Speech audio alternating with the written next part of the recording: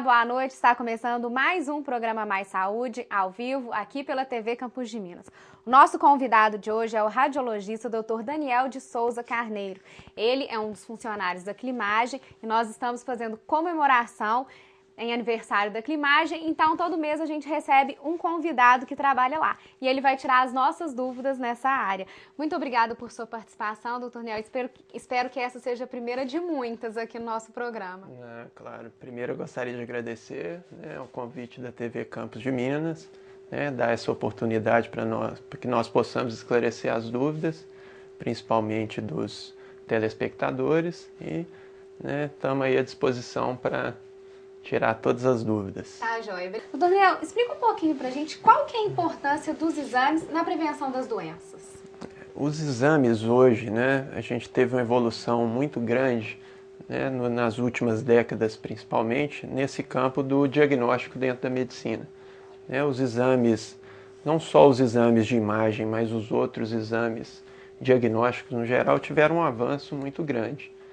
E na parte da imagem, que é a minha especialidade, a gente teve um avanço ainda maior, principalmente com o uso de novas tecnologias, principalmente com a utilização da ressonância magnética e até de aparelhos de técnicas mais antigas, como o ultrassom e a tomografia computadorizada, tiveram avanços significativos na qualidade da geração de imagem desses aparelhos e também a tecnologia desses aparelhos melhoraram bastante. E isso auxilia em muito o diagnóstico de novas patologias e a precisão no diagnóstico delas. E também a velocidade com que a gente consegue fazer esse diagnóstico. Lá na Climagem, dependendo do tipo de exame, você consegue pegar o resultado no mesmo dia, né? Consegue. Hoje lá a maioria dos exames de ultrassom, principalmente, a gente consegue fazer um laudo mais rápido do que os demais exames. Os laudos de tomografia e ressonância eles demoram um pouco mais para serem elaborados, mas desde que o paciente precise ou tenha alguma necessidade especial, alguma urgência, esses exames podem também ser liberados no mesmo dia. E qual que é o prazo de entrega desses exames normalmente? E por que a demora? Os exames de tomografia e ressonância são exames compostos de muitas imagens, e tem que ser avaliados com muito critério. Então, esse tempo que a gente pede é para avaliar esses exames e ter um melhor diagnóstico, fazer uma análise melhor e tentar contribuir da melhor forma possível com o colega, com o médico assistente que solicitou esse exame. Então é importante os pacientes terem um pouquinho de paciência na entrega do resultado para garantir a eficiência também, né? Com certeza. Em relação aos exames de imagem para as grávidas, qual a importância de se fazer esse acompanhamento? O exame para a gestante, que sempre foi utilizado ou utilizado nas últimas décadas, é o ultrassom. O exame ecográfico ele auxilia em muito o médico ginecologista e obstetra a avaliar a evolução dessas crianças, como que essas crianças estão evoluindo, porque você consegue ver a morfologia e consegue também avaliar o desenvolvimento dessas crianças. Então, a ecografia hoje para a obstetrícia ela é de extrema importância. Por quê? Porque ela ajuda não só na detecção de patologias, como também na avaliação do desenvolvimento fetal. Eu vejo algumas grávidas que quando falam que tem que fazer ultrassom morfológico, elas ficam morrendo de medo, não dormem no dia que antecede o exame. Por que elas têm tanto medo assim, doutor Daniel? É pelo diagnóstico? Quais doenças pode se diagnosticar com esse exame? Diversas patologias, principalmente as alterações morfológicas, podem ser diagnosticadas pela ecografia. A apreensão dessas mães se deve principalmente ao fato de se deparar com a possibilidade da criança dela ter alguma dessas patologias. Mas assim, cabe lembrar que são alterações muito raras, muito pouco encontradas nos exames de rotina, são poucos casos que a gente encontra dessas patologias. Então assim, não tem que ter apreensão, tem que ir lá, tem que fazer o exame, tem que fazer o acompanhamento, porque são de extrema importância, como eu disse, não só para a detecção de patologias, mas também para avaliação do desenvolvimento dessas crianças. Tá, e também se tiver algum probleminha, tem alguns problemas que tem recurso, enquanto o bebê ainda está na barriga da mãe, né, doutor Daniel? Então, Isso. essa importância também para ajudar ainda mais, para fazer o diagnóstico. E cabe lembrar que hoje a gente já está, né, tendo acesso à ressonância magnética fetal, né, que é uma ressonância que avalia a morfologia fetal. Então, em alguns casos específicos, não são todos os casos, que se detecta alguma anormalidade no exame ecográfico, tem-se uma indicação de prosseguir a propedêutica, né, prosseguir a investigação com o exame de ressonância. Mas são casos também, casos específicos e não tão frequentes. E esse exame tem um período da gestação que a mulher deve fazer ou ela pode fazer em qualquer época? O exame morfológico, Isso. o exame morfológico ele é feito basicamente entre a 18ª semana de gestação e a 22ª semana. Se passar desse período, não consegue mais? O ideal é que seja feito nesse período, né? Porque a gente tem uma facilidade de avaliar a criança nesse período, até mesmo pelo tamanho dela, né? Nesse período, entre 18 e 22. Passando não é o ideal. E quantos ultrassons que a mulher deve fazer no decorrer da gestação? O ideal é que sejam feitos 3 ultrassons. Né? 9 meses, só 3? O ideal, né? Assim, o recomendado pelo Ministério da Saúde. Mas ela pode fazer um por mês ou isso não é recomendado também? Não tem nenhuma contraindicação. Né? O ultrassom é um método que não utiliza radiação ionizante, como o raio-x e a tomografia, né? E não provoca nenhuma alteração ou não traz nenhum malefício para a criança. E se a gestante precisar fazer um exame de imagem, doutor Daniel, que oferece radiação, ela pode fazer ou ela tem que esperar ter o bebê? Não, depende. Depende, cada caso é um caso. Né? Em alguns casos que a gente não consegue utilizar um outro método diagnóstico, né? Por exemplo, caso de apendicite, um apendicite numa gestante, né? A gente pode fazer o diagnóstico utilizando a ecografia, o ultrassom. Então tem outros recursos para Tem outros recursos, né? E a gente vai esgotar ao máximo esses recursos para não expor essa paciente à radiação ionizante. E quais são os tipos de exames que vocês oferecem na Climagem? Eu sei que são muitos, que a Climagem está em ampliação, que vai ter outros setores, mas fala basicamente quais são os que tem lá. Basicamente a gente faz todos os exames que envolvem radiografias, né? As radiografias convencionais e a mamografia também, que é um método que utiliza radiação ionizante, então é uma radiografia também. Fazemos todos os exames de ecografia, né?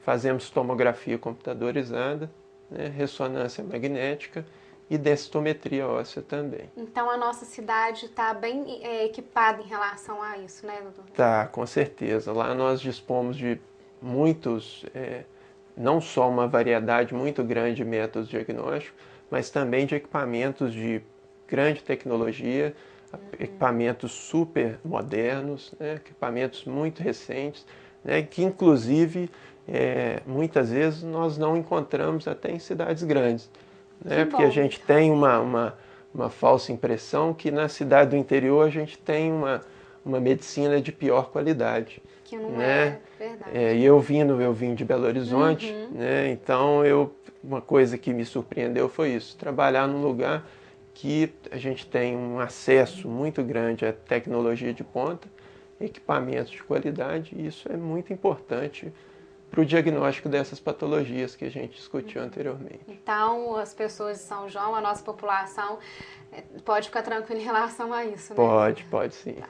Doutor Daniel, eu tenho uma pergunta do Daniel, que é seu xará, um telespectador. Ele gostaria de saber se é mais difícil fazer os exames de imagem nas pessoas obesas. Então, vamos lá responder aí o Daniel, meu xará. Realmente, Daniel, você tem razão. As pessoas obesas, elas apresentam uma certa dificuldade na realização de alguns exames específicos. Por exemplo, a ecografia, o ultrassom. Né? O ultrassom ele é um aparelho que utiliza ondas sonoras, né, para obter as imagens. Então, o paciente obeso, ele dificulta, né, por causa do tecido adiposo que ele apresenta no subcutâneo, ele dificulta a penetração dessas ondas sonoras. Então, ele dificulta a formação das imagens também. Então, o paciente obeso, para nós que somos os médicos que operam e operam o aparelho e também fazem os diagnósticos, a gente tem uma certa dificuldade de fazer diagnóstico nesses pacientes devido a essa quantidade excessiva de gordura. Realmente atrapalha bastante. E pode prejudicar no resultado do exame? Pode prejudicar, pode diminuir a acurácia do método, né? A gente consegue detectar menos as doenças nesses pacientes, já que a gente tem uma definição de imagem pior neles do que num paciente, né, magro ou um paciente que não esteja com sobrepeso ou com obesidade. Em relação ao contraste, doutor Daniel, muitas pessoas morrem de medo de tomar.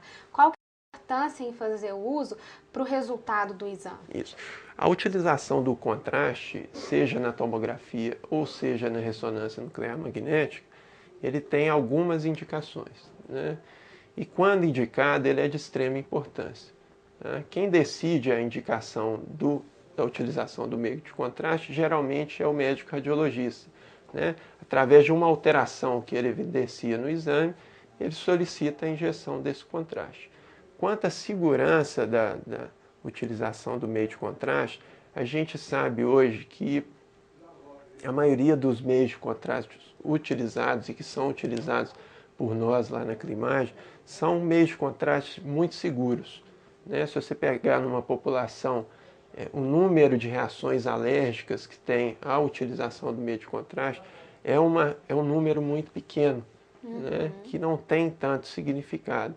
Existe a chance de ter uma reação alérgica?